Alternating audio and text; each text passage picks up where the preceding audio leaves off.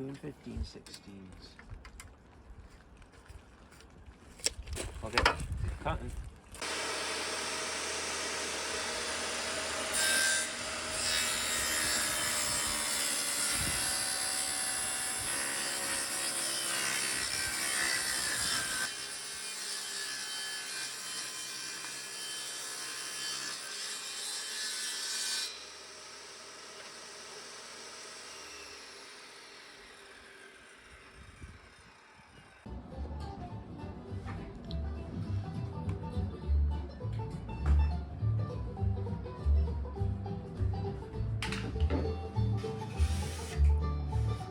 Ooh.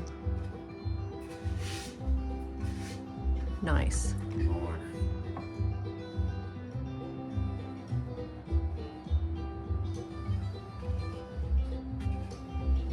Ooh. It's on that side or the other side?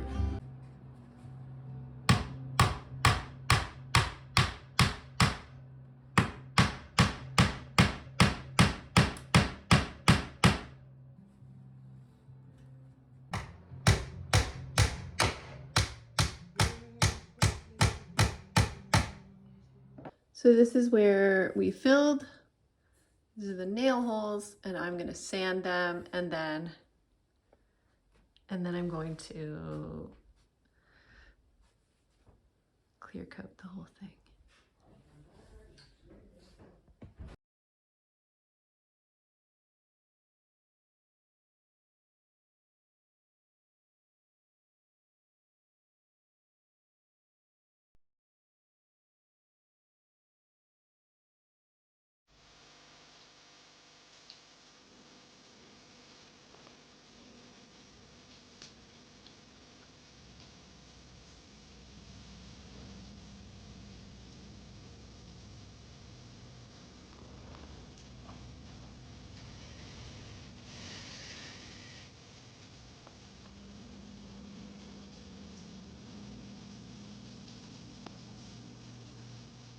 These are the new floorboards.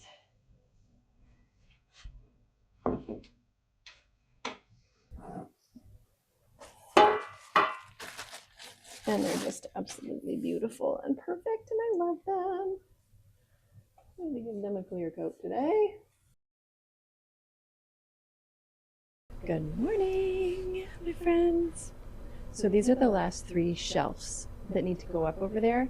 And again, these are floorboards that used to be up in the ceiling. They're the rough lumber, so they were not smooth like this. They're not like the finished floorboards, they're the sub floorboards. So I basically planed them, sanded them, and now I'm putting the finish on them so that they can go up on there on the wall.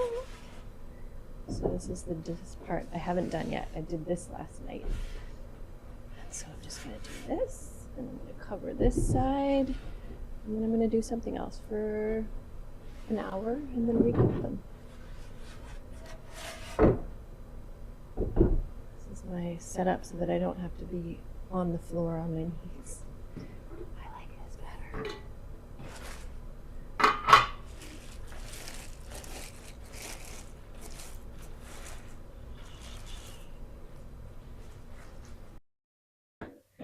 And just like that, they're done.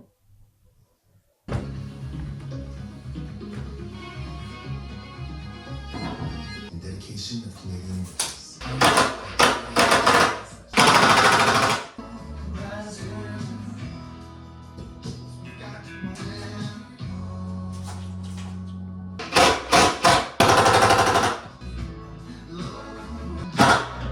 This board has a cool live edge.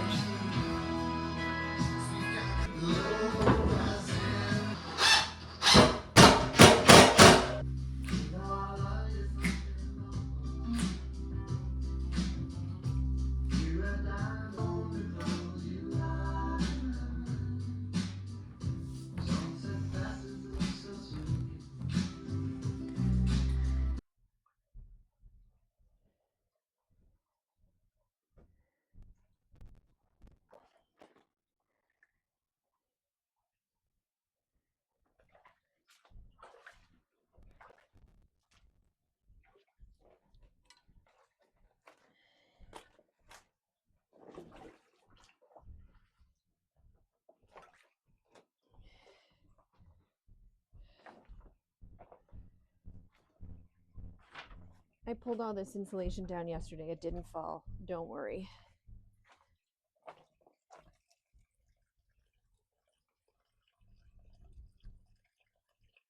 Yeah. Wow. This one's definitely a little heavier. It's taken on a little water.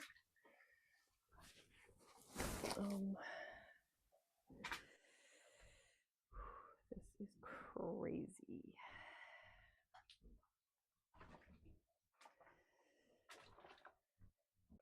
There's no end to surprises with old houses. Just when you think you might be coming to the end of exciting, dramatic renovation content, things happen to surprise you. So I woke up this morning to a flooded basement. I don't know if you can remember from the last video where there was 6 feet of snow outside. Well, we've had 2 days of torrential rain, and all of that snow has melted.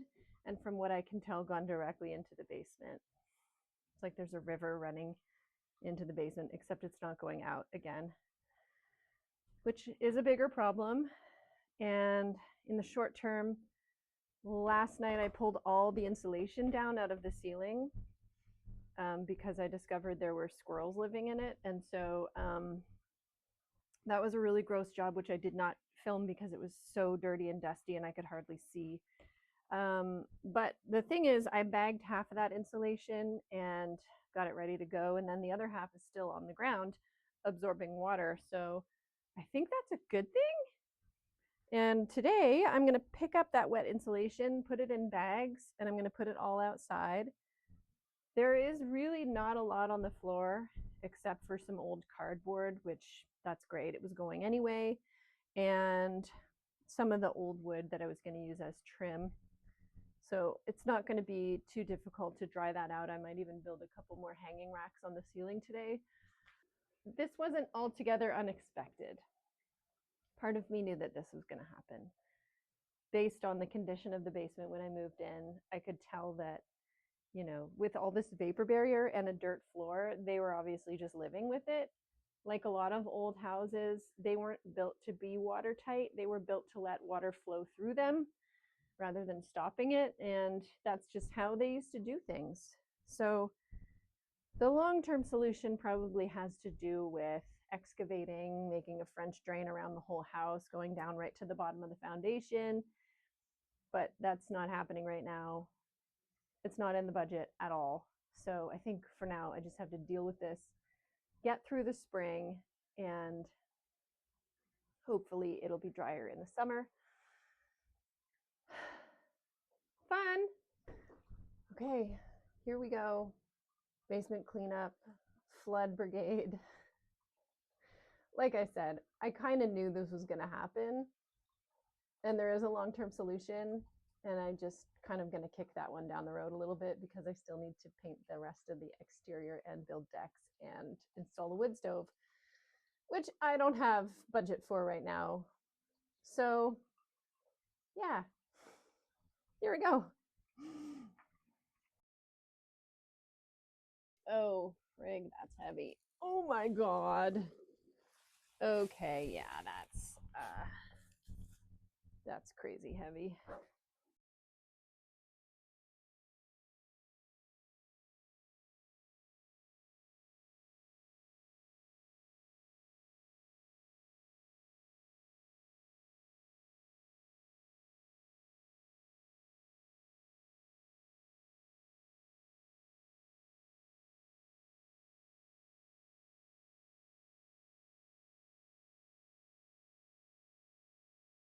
Wow, this is a big deal.